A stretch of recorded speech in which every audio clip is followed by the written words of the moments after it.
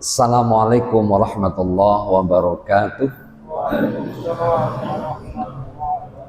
Bismillahirrahmanirrahim. Walhamdulillah. Alhamdulillahilladzi unzila fihil Qur'an hudan linnasi wa bayyinatin minal huda wal furqan. Wa qala Nabi sallallahu alaihi wasallam, man qara'a harfan minal Qur'an falahu hasanatun fal hasanatu bi amsalihha. Segenap pengurus musola dan majlis taklim Nurul Huda, jamaah sekalian, mudah-mudahan semuanya dimuliakan oleh Allah Subhanahu wa taala. Lebih khusus segenap pendengar channel NH di mana saja berada. Kita masih melanjutkan kajian tafsirnya. Insya Allah malam ini kita masih meneruskan surah yang ke-98, surah Al-Bayyinah, ayat 4 dan seterusnya. Semoga menjadi ibrah, pelajaran yang berharga bagi kita, dan sedikit banyak dapat kita amalkan dalam ibadah kita sehari-hari. Amin. A'udzubillahi minasyaitonirrajim. Bismillahirrahmanirrahim. Ila hadratin nabiyil mustafa wa rasulil mujtaba wa habibil muqtada sayyidina wa maulana Muhammadin sallallahu alaihi wasallam wa ala alihi wa ashabihi wa azwajihi wa dhurriyyatihi wa ahli baitihi al-kiram, wa khususan hadiyatan ila ruhi mufassir hadal kitab wa ila arwahi ahli kubur jamaah taklim Nurul Huda wa ila hadrati bil jasadi santriwan santriwati pondok pesantren Dar El Hikmah. Ghafarallahu dzunubahum. Allahumma ya rafi'ad darajat bi barakah al-Fatihah. A'udzubillahi minasyaitonir rajim. Bismillahirrahmanirrahim. Alhamdulillahi rabbil alamin arrahmanir rahim maliki yaumiddin. Iyyaka na'budu wa iyyaka nasta'in ihdinas siratal mustaqim siratal ladzina an'amta 'alaihim ghairil maghdubi 'alaihim waladdallin. Sudah ketemu ayat 4 dan seterusnya. A'udzu billahi minasy syaithanir rajim. A'udzu billahi minasy syaitonir rajim. Bismillahirrahmanirrahim.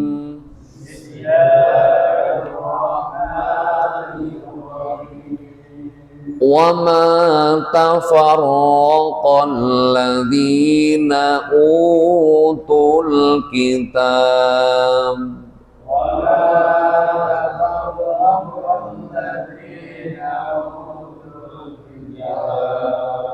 إِلَّا مِن بَعْدِ مَا جَاءَتْهُمُ الْبَيِّنَةُ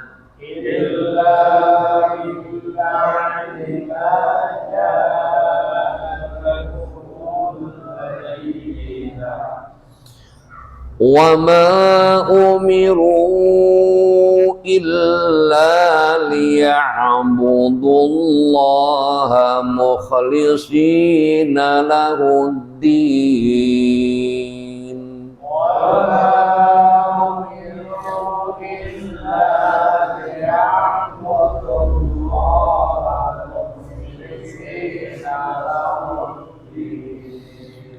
حنفاء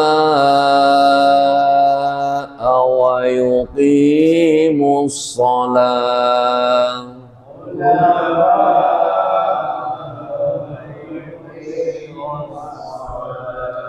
ويؤتوا الزكاة وذلك دين القيمة.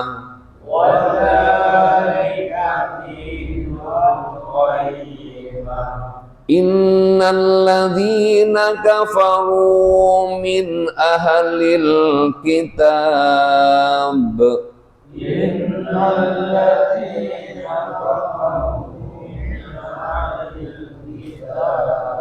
wal musyrikina fi nari jahannam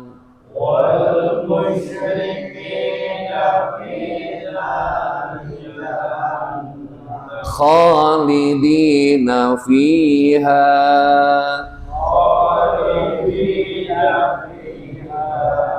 ulaika hum syarrul bariyah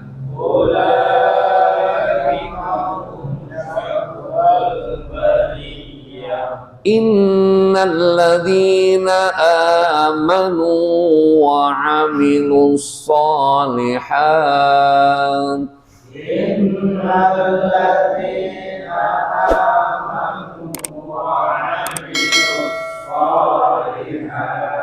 ulaika hum khairul bariyah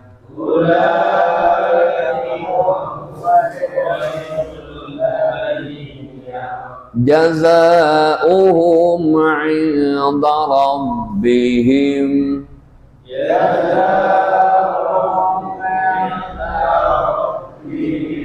jannatun 'adnin tajri min tahtihal anhar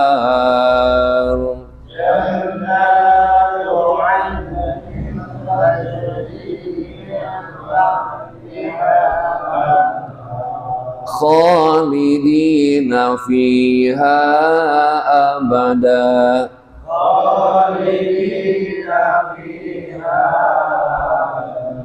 radiyallahu anhum wa radu anhu dzalika liman khasyiya rabbah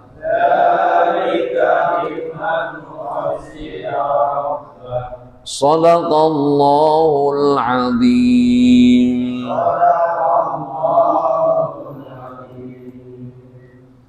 Sambil dicicipi, telinganya buka, matanya fokus, mulutnya gegares apa ya? Fadhal, silakan. Allahu a'lam bimuradi, hanya Allah yang maha tahu. Manusia hanya sekedar menafsirkan. Yang namanya tafsir, nafsirkan sesuatu yang masih fata morgana. Hakikatnya hanya Allah. Tapi kita mengikuti mufassir, orang-orang yang mumpuni menafsirkan Al-Quran. Jadi kita jamaah Nurul Huda hanya sekedar mengikuti aja sudah. Yang sudah para ahli tafsir, para ulama tafsir sudah menyampaikan kepada kita dari beberapa risalah kita. Allahu a'lam bimuradih, Allah berfirman, wa ma tafarraqal ladzina utul kitab, wa ma dan tidak tafarraqa berpecah belah alladzi orang-orang yang utul kitab, diberi kitab oleh Allah. Jadi pertama asal muasal sebelum ada Al-Quran, mereka kompak bersatu. Zabur Allah turunkan kepada Nabi Daud alaihissalam. Umatnya bangsa Bani Israel, Yahudi. Kemudian Allah turunkan lagi Taurat kepada Nabi Musa alaihissalam, kompak mereka. Kemudian Allah turunkan lagi Al-Quran kepada Nabi Isa alaihissalam, kaum Nasrani. kitabnya Injil, kompak mereka. Begitu Allah turunkan Al-Quranul Karim, wah mereka berpecah belah. Sebagian besar enggak mau meyakini Al-Quran. Bahasanya sebagian besar. Sebagian kecil ada yang meyakini Al-Quran dan mereka beriman kepada Allah. Padahal dalam Zabur, Taurat, dan Injil sudah Allah nyatakan dalam firman-Nya akan turun Nabi dan Rasul akhir zaman. Siapa beliau? Kangjeng Nabi Muhammad Sallallahu Alaihi Wasallam. Bahkan dari bangsa mereka, artinya keturunan mereka. Illa min ba'di ma ja'athumul bayyinah, kecuali setelah didatangkan maja'athum, apa yang datang kepada mereka, al-bayyinat, bukti yang nyata. Jadi sebelumnya kompak bersatu mereka. Begitu Allah datangkan al-bayyinat, Al-Quran, baru mereka ada yang berpecah belah. Sebab memang yang selamat nanti yang mengimani Al-Quran, mengimani Al-Quran. Tapi sebagian besar justru menolak adanya Al-Quran. Apalagi sebangsa Abu Lahab, Abu Jahal, Abu Gosok, sampai pribadi Nabi dia omongin. Bahasa Betawinya, potongan model elu Muhammad ngaku Nabi. Ya, mimpi kali ya, begitu. Banyak Rasulullah hinaan, cacian, bukan main. Makanya pertama Allah berikan, Allah sampaikan agama Islam, Allah menyuruh dakwahnya dengan sirrun, dengan rahasia. Dari dapur ke dapur, dari rumah ke rumah, suruh rahasia dulu oleh Allah. Kira-kira boleh nggak saya tanya ke jamaah Nurul Huda, mampu nggak kira-kira Nabi disuruh oleh Allah langsung Muhammad publikasi, jangan rahasia-rahasia, yang menentang lu buat cekekin atu-atu, mampu nggak Allah? Jawab dong yang kompak, mampu nggak? Kayak belum dicicipi aja jawabannya. Ayo dong, udah jangan mikirin ustaz, karena ustaz mau udah ada yang mikirin, paham? Ayo mangga. Kembali tadi, kembali. Jadi begitu Rasul diutus oleh Allah silang pendapat. Bukan main, sampai ada yang ngenyek, kata orang Menesma. Ada yang mencaci menghina. Ya Muhammad, lu anak kemarin sore, bapak lu meninggal waktu lu di kandungan ibu 2 bulan. Setelah 7 tahun di alam dunia, ayah apa ibu meninggal, diurusin kakek 2 tahun, kakek meninggal, diurusin sama anak kakeknya, maksudnya pamannya, namanya Abu Thalib. Kebetulan Abu Thalib orang yang diantara paling miskin di Mekah. Makanya Rasul kita umur 8 tahun sudah ngalah buruh, cek orang Sunda. Apa ngangon kambing, kambingnya punya orang. Makanya hebat Allah mendidik akan menjadi seorang pemimpin besar, tidak lahir dari orang besar. Allah didik. Makanya cara ngangon kambing itu salah satu cara bagaimana bisa memimpin nanti. Sebab dari rumah kan dibawa tuh 10 ekor kambing, pulang harus 10 ekor juga. Bagaimana dia jagain? Sementara kota Mekah, kota yang kecil, Ustaz Edi, kota kecil sampai kurang lebih 113 suku, kelompok, dan golongan. Jadi kalau kelompok ini punya kambing, makan rumput ke wilayah kelompok yang satu, itu bisa perang, gara-gara makan rumput. Berarti kan harus proteks bener-bener tuh. Paham nggak proteks kira-kira ya? Jadi harus dijaga bener-bener dari pagi sampai sore kambing. Makanya Sunan Bonang membuat syair yang indah. Bocah angon, terusin. Tendeng. Terus, masya Allah. Tahu kan? Angon kambing.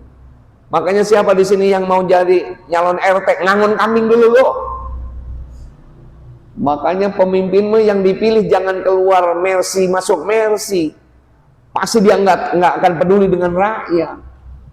Yang dipilih tuh kayak tipikal Rasulullah yang berangkat dari nol, berangkat dari seorang anak yatim. Makanya kalau orang yang ditinggal bapak, sebetulnya kalau dia mau dedikasi bakal menjadi orang besar. Contohnya Indonesia. Insinyur Soekarno jadi presiden, dari semenjak kecil sudah ditinggal ayah, diurusin sama ibu. Setelah Soekarno siapa? Siapa? Pak Harto. Sama, orang tuanya meninggal duluan, diurusin oleh ibu. Setelah Soeharto, B.J. Habibie sama, ditinggal ayah. Kelas 2 SMP kalau tidak salah, jadi presiden. Gus Dur dari kelas 1 SMP ditinggal ayahnya. Wahid Hasyim eksiden, tabrakan, meninggal, jadi presiden. Megawati ditinggal ayah, jadi presiden. Pak SBY sama, ditinggal ayah, diurusin ibu, jadi presiden. Setelah SBY siapa? Nggak tahu nggak apa. Sentimen. Pak Joko Haji Widodo sama, ditinggal ayah, kali ibu, jadi presiden. Setelah Jokowi sama, ditinggal ayah, ayahnya begawan ekonom Mitro. Mestinya setelah Pak Jokowi pantasnya ke Zabidi, pantasnya. Biarin diselang dulu aja sebentar, selang dulu. Iya, saya juga sama, nggak ada ayah, ibu juga nggak ada, berarti calon mati. Kembali tadi, apalin tuh kameramen syair Sunan Bona, blimbing itu berapa? Ujungnya 5, rukun Islam. Masya Allah. Itulah Islam datang ke Indonesia berbaur dengan budaya. Karena budaya nggak bisa ditinggal, bro. Makanya budayanya tarik ke arah positif. Bagaimana diislamkan budayanya. Saat itu masyarakat di mana tuh, di Bonang di sana kan hobinya apa? Hobinya gamelan.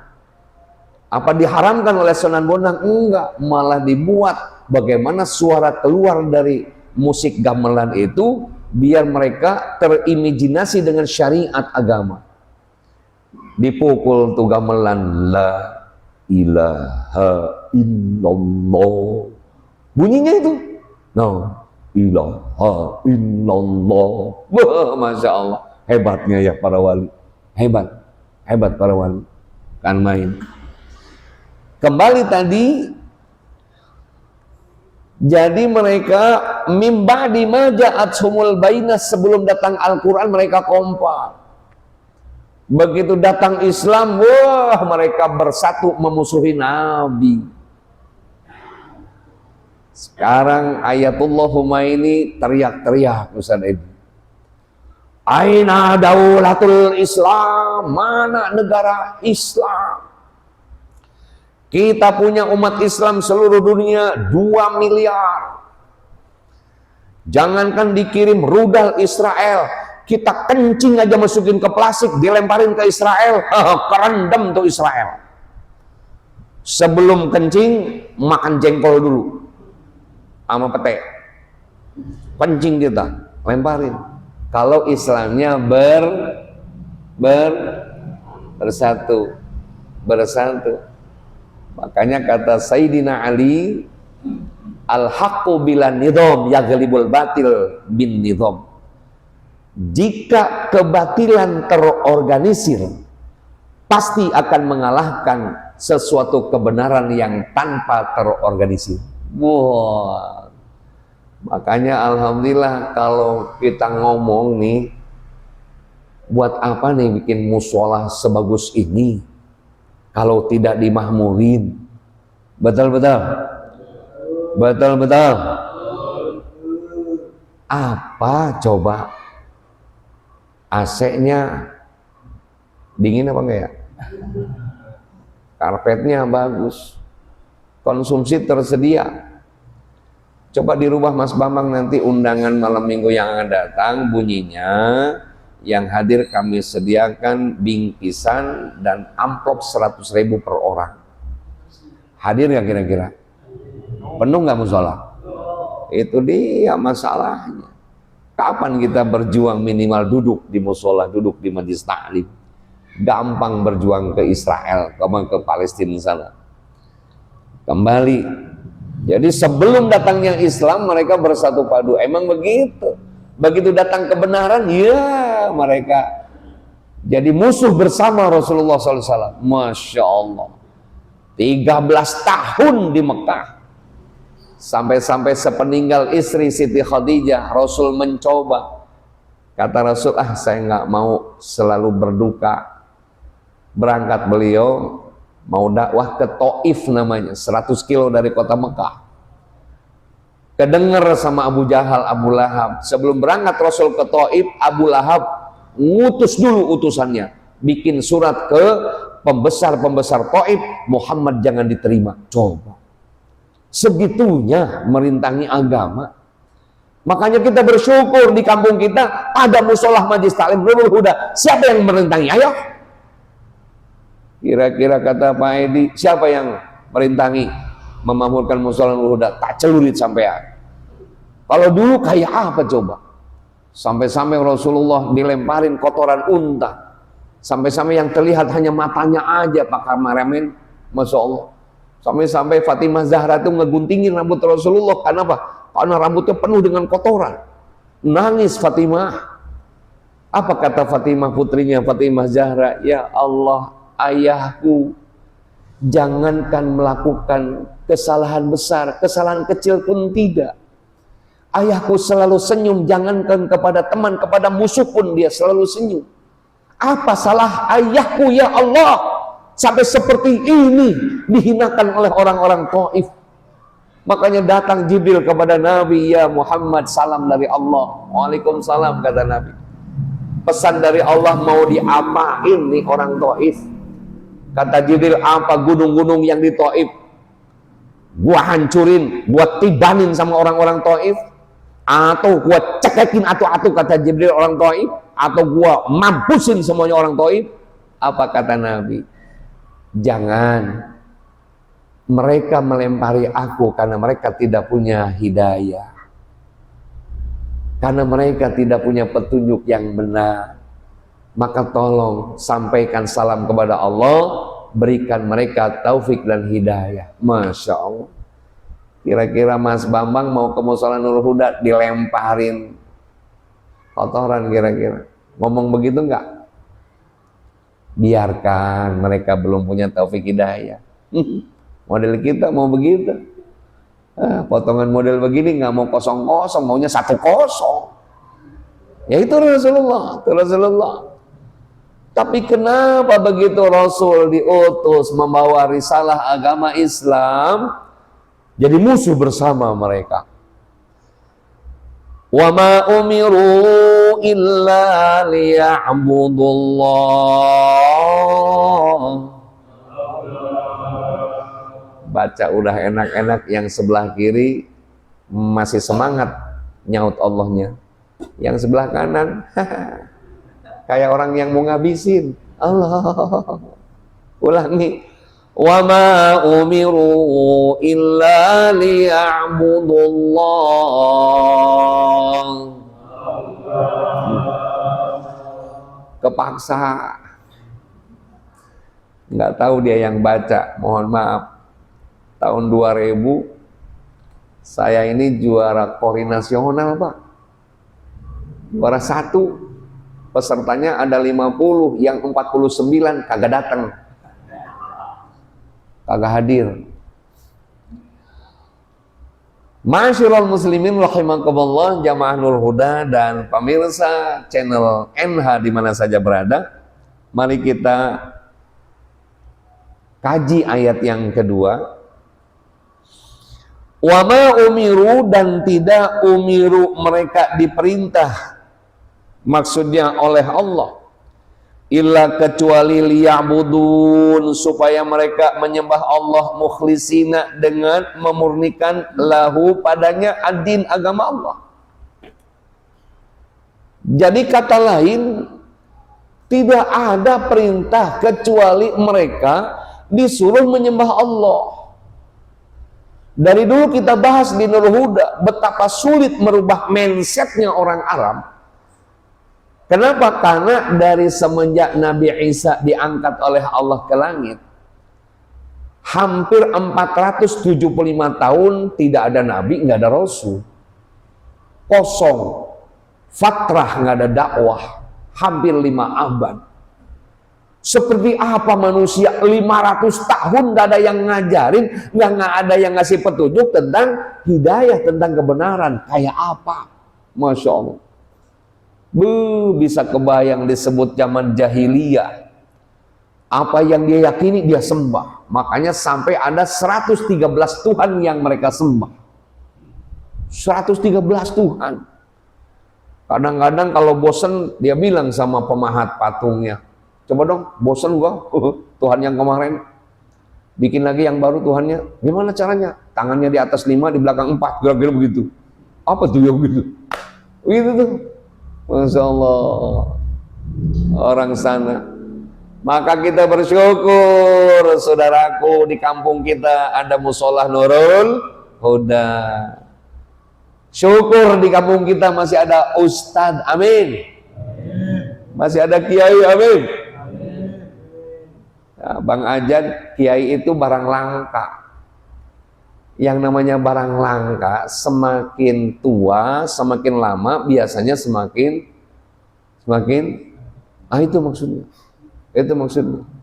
Jadi mesti dipelihara yang rapi, mesti dipelihara tuh barang langka. Nanti kalau nggak ada, siapa yang ngegantiin? Kalau RT mah belum selesai jabatan, udah ada yang mau ngegantiin.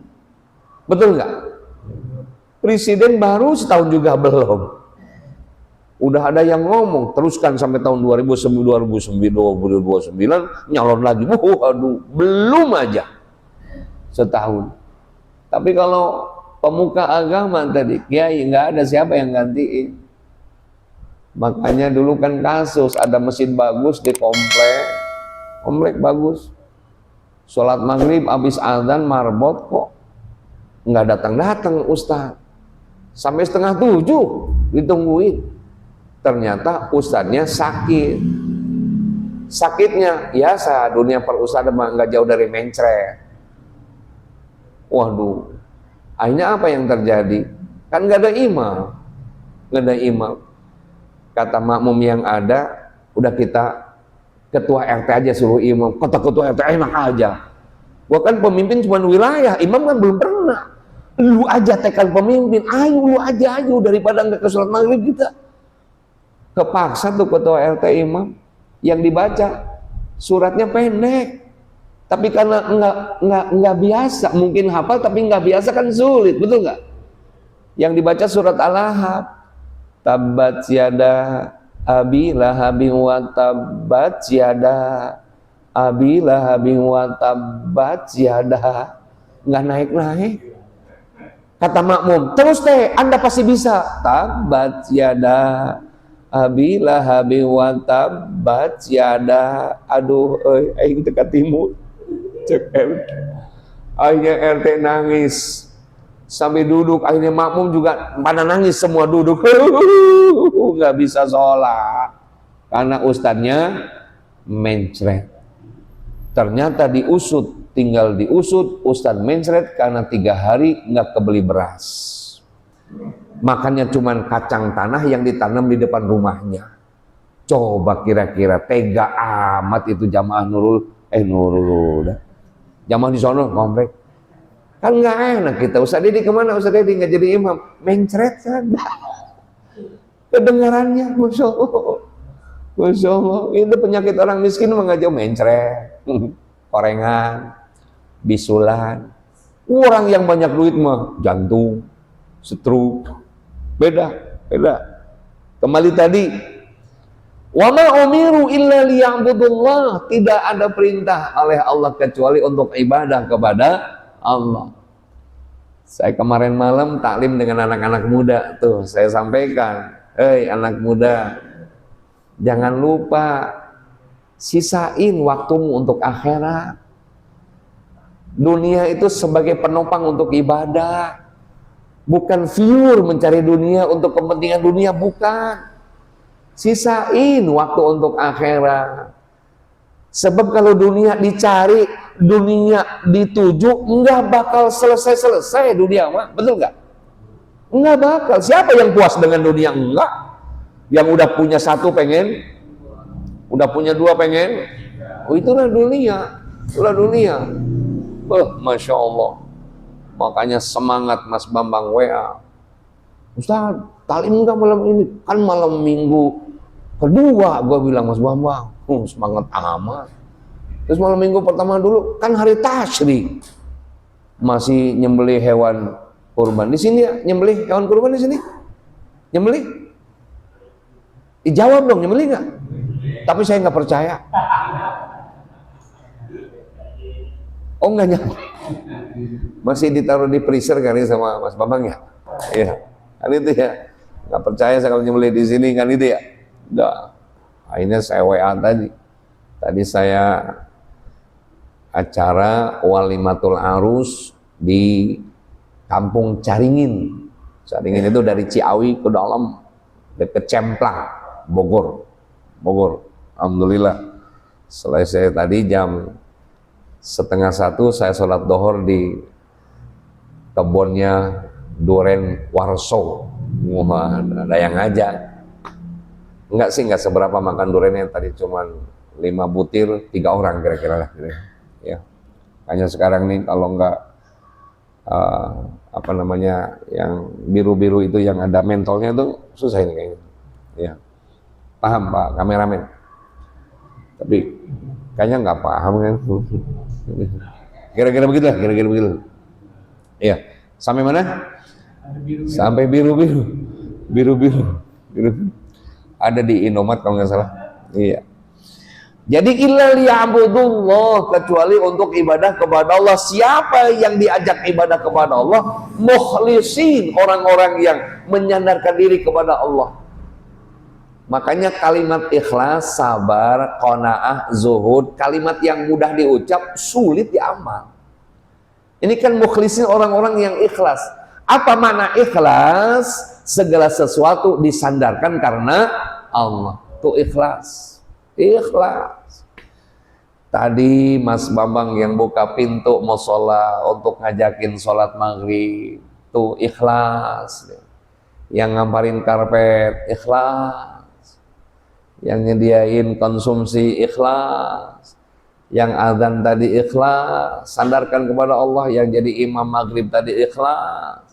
Yang ngajar tafsir, yang ngajar ngaji, siapa yang ngomong ikhlas tuh? Mukhlisina. Artinya apa? Kalau sudah diperintah, diajak, kalau dia nggak mau, ya wis. Ustadz Edi kewajibannya cuma mengajak. Apalagi sekarang ngajaknya kan alhamdulillah dibantu oleh industri, ada media sosial. Alhamdulillah, wah dikirim, jangan lupa malam ini ngaji, gitu ya. Ngaji, jangan lupa malam ini ngaji, gitu ya. Ada yang siap, ada yang jawab siap, ada yang jawab insya Allah masih di tempat kerjaan, apaan lembur, iya. Ada tuh yang begitu tuh wajah-wajahnya tuh, ada tuh ya. Lahu padanya adin, tentang ketaatan agama. Makanya istilah orang menes mah, ngaji jangan diengke-engke, keburu jadi bangke. Ngaji jangan dinanti-nanti, keburu mati. Ngaji mah jangan diantar-antar, keburu modal tuh. Paham? Modal. Paham? Oi, modal. Modal. Modal. Iya. Jangan dientar-entar. Keburu kebentar entar. Keburu kebentar. Jadi lahudin padanya tentang agama. Ya, makanya di situ agamanya harus keikhlasan, jangan ngedumel. Nantinya jangan begini nanti Mas Ustaz Edi. Wah tuh mau sholat kalau nggak ada gua, kan hilang tuh amalnya. Hati-hati. Tahu nggak Tan? Itu granit Masjid Darul Hikmah itu dari gua semua Tan. Kata siapa? Kata Mas Bambang. Ada nggak orang yang sini? Udah kumpul belum? Nah, gua, kalau nggak ada gua, nggak dapet tuh granit, nggak dapet. Jangan begitu, jangan begitu. Nggak usah. Jadi harus mukhlisina lahudi. Beda urusan agama mah. Tapi kan manusia punya akal. Manusia punya apa tadi? Ya punya akal. Alhamdulillah. Tadi saya isi di mana di Caringin sana, Cemplang, diajak ke Duren Kebon Warso tuh, jadi tinggal ngambil tuh durennya, Masya Allah. Udah gitu makan di situ, dia nawarin lagi tuh, Yai, mohon ridhonya ini 5 butir ya untuk keluarga. Ya boleh, pilih ya yang mana? Yang itu yang montong, gue bilang gede-gede. Orang disuruh milih, gitu ya. Jadi kalau mau makan duren Jamanul Huda silahkan datang ke Bogor, ke Warsa sana. Ya. Bukan datang ke rumah, bukan urusan sana. Silahkan. Alhamdulillah, gitu ya. Jazakallah ahsanal jaza. Enggak minta, enggak boleh minta urusan agama mah. Ada nggak kira-kira mubalik pasang budget, pasang tarif? Ada nggak? Hati-hati dengan ayat ini, hati-hati. Tapi kan manusia kan punya akal. Saya kan tadi ke Bogor. Dari Bogor kan paham bahwa mobil, betul nggak? Bayar e-tol, betul nggak? Tol. Terus di bensinin kan mobil. Emang pakai air tuh bensin mobil? Enggak. Paham nggak? Nah, gitu. Saya ini dari Menes ini. Paham kemarin? Menes. Dari Perum cuma singgah dulu. Jangan dipikirin dulu. Jangan dipikirin. Nurul Huda masa ikhlas. Insya Allah anak istri saya nggak doyan amplop Pak. Enggak. Ikhlas. Ayo satu lagi kita. Hunafa'a wa yuqimus shalah.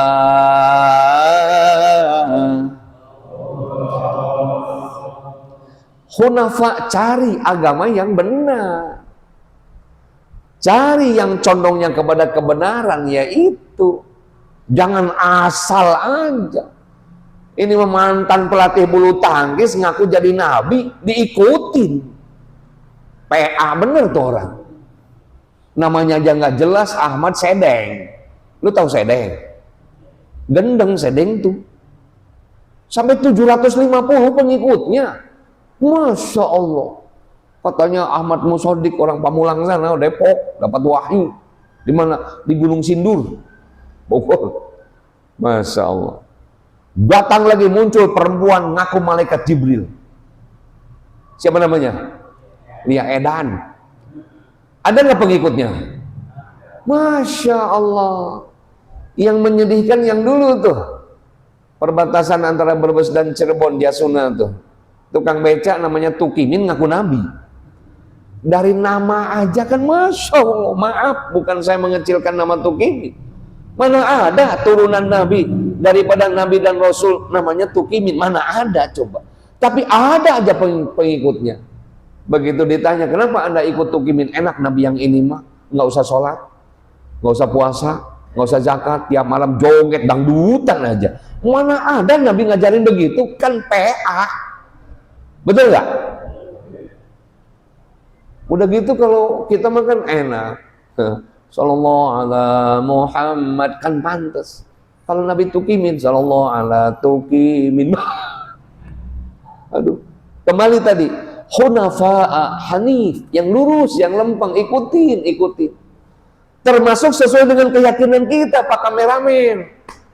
Secara adat kita meyakin orang yang meninggal kita tahlilkan. Yakin dengan doa tahlil sampai ke kuburan?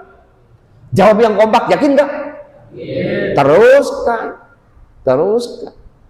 Jangan sampai nanti begitu ngelihat ngajinya ke ustadzah YouTubiah, kiainya namanya Syekh Google, tetangga sebelah kan bilang tahlil nggak ada dalil. Andai kan ada dalil itu tahlil yang pertama melakukan adalah sahabat Nabi. Ini mah sahabat juga enggak, ulama muntaqaddim juga enggak, ulama salafin juga enggak. Waduh. Iya, kalau orang yang paham ilmu dia akan menjawab. Tapi giliran orang awam didoktrin seperti itu, iya juga ya. Ngapain? Akhirnya enggak tahlilan, dia bilang bid'ah. Orang tuanya meninggal, udah disolatin, diantarin ke kuburan, dipendem, selesai. Rumahnya gelap aja malam, siangan. Orang tuanya di alam kubur ngejedog aja. Padahal hum yantadziruna da'watan min ahli, mereka menunggu kiriman doa min ahli dari keluarganya. Makanya hati-hati jangan lepas. Termasuk nih, dengerin yang kanan nih. Dengerin. Punya anak perempuan, ada yang ngelamar, calon menantu, tanya, lu suka tahlil apa enggak? Suka, jadi. Tanya lagi, lu suka sama anak gua? Iya. Lu suka tahlil enggak? Tahlil itu apaan, Pak? Udah lu putus, susah. Nggak jelas nih urusannya. Sana. Ampun. Yang ditanya sekarang apa? Dek, kerjanya di mana? Gajinya berapa? Akhirnya karena mata duitan tuh calon mertua dibohongin sama calon mantu. Dia bilang kerjanya di Pertamina, Pak. Bagian apa? Pemasaran.